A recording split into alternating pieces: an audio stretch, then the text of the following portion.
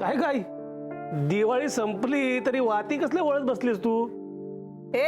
हे म्हणता काय कधी मोठा होणार आहेस रे तू? दिवाळी संपली म्हणजे वाती लागत नाहीत का? आता उद्या पूजा आहे, त्याला वाती नकोत? हो एक गोष्ट लक्षात राहत नाही बाबा हो तुझ्या. हो हो एकदम एवढं चिडायला काय झालंय पण? हा आता पुस्तक वाचतोयस ना, हो मग जा ना आता, उगाच माझं डोकं नको खाऊस. हे आई, हे असं नाही हं बोलायचं मला.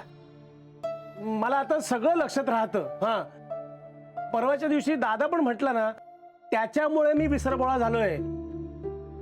नाही तर आधी नुसताच भोळा होतो.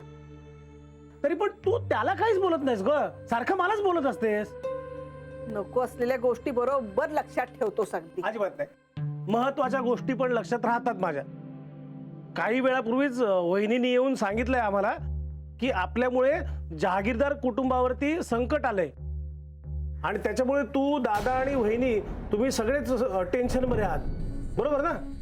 कळलंय ना तुला आता? हो, पण त्याच्यामुळे अनिता आणि वहिनीमध्ये गैरसमज झालाय ना. आणि आता माझ्या हेही लक्षात आलंय की जहागीरदार कुटुंबावर आलेल्या संकटाबद्दल नील आणि स्वानंदीला काहीही सांगायचं नाहीये. बरोबर?